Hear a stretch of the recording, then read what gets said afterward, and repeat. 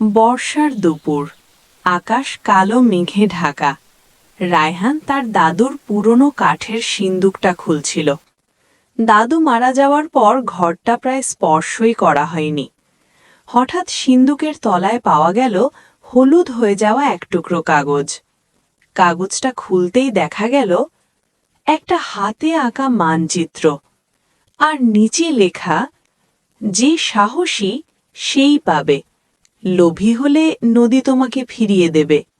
রায়হানের বুক কেঁপে উঠল। এটা কি গুপ্তধনের মানচিত্র?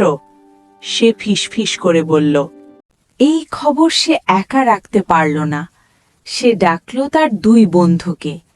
মিথিলা, ইতিহাস আর ধাগায় অসম্ভব ভালো। আরিফ, পাহাড়, জঙ্গল, নদী সবখানে যাওয়ার অভিজ্ঞতা আছে। তিনজন মানচিত্রটা টেবিলে ছড়িয়ে বসল। এই চিহ্নগুলো দেখো, এটা ব্রিটিশ আমলের স্টাইল।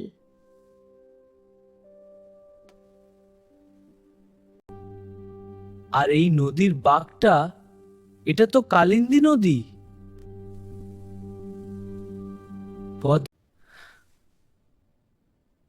কালিন্দী নদী মানেই ভয়ঙ্কর গল্প, কিন্তু আমরা যাব। ভোরবেলা তারা রওনা দিল। ব্যাগে ছিল টর্চ, দড়ি, খাবার আর মানচিত্র। বাস থেকে নেমে শেষ গ্রামটায় পৌঁছতেই এক বৃদ্ধ বলল, এই দিকে কেন যাচ্ছ বাবা? সূর্য ডোবার আগেই ফিরবে। জঙ্গল রাত পছন্দ করে না। জঙ্গলটা ঢুকতেই বাতাস বদলে গেল। গাছগুলো এত উঁচু যে আকাশ দেখা যায় না। হঠাৎ মিথিলা থেমে গেল। আস্তে আস্তে পিছাও, এটা আমাদের আক্রমণ করবে না। সবাই চুপ থাকো, শব্দ করো না।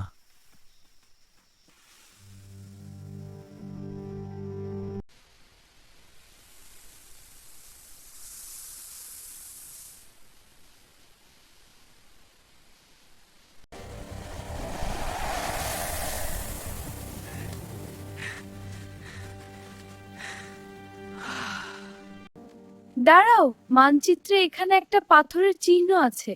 এটা কি? এটা কোনো সাধারণ পাথর না। এটা প্রাকৃতিক না।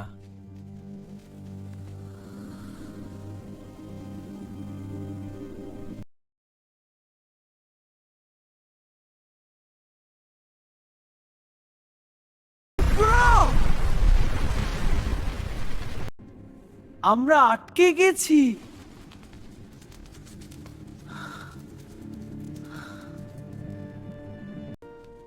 না, মানচিত্রে লেখা আছে, ভয় পেলে পথ বন্ধ টর্চের হয়। আলোয় তারা সামনে এগোলো। এগো। ধাঁধার দরজা। সুড়ঙ্গের শেষে লোহার দরজা। দরজায় লেখা ধাঁধা। আমি আগুনে জন্মাই, পানিতে মরি, আমাকে ছুলে ব্যথা। আমি কে? সহজ। লবণ।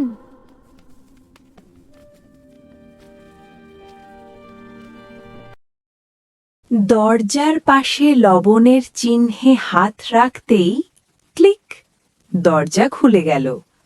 ভেতরে ঢুকতেই তারা শুনল পায়ের শব্দ। একজন লোক বেরিয়ে এলো, চোখে লোভ, হাতে ধারালো ছুরি। ধন্যবাদ বাচ্চারা, পথ দেখালে।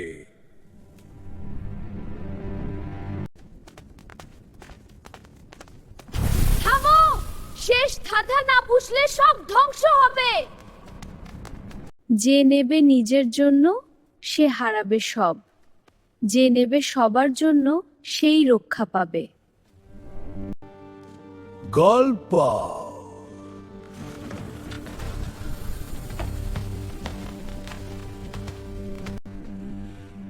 গল্প।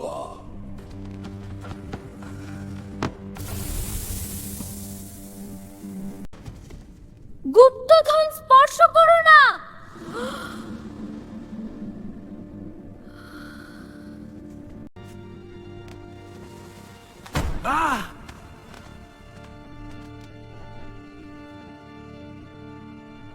কাঁপনি থেমে গেল।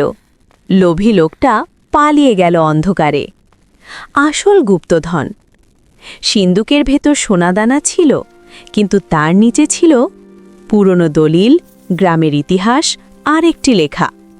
এটা ব্যক্তির নয়, এটা এলাকার। এটা এলাকার। তারা বুঝল গুপ্তধন মানে শুধু সোনা না, ইতিহাস আর সত্যই আসল ধন।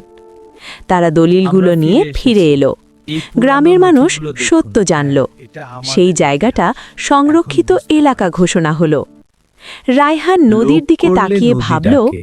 সাহস আর সততা থাকলে পথ নিজেই খুলে যায়। Subscribe and click the bell icon.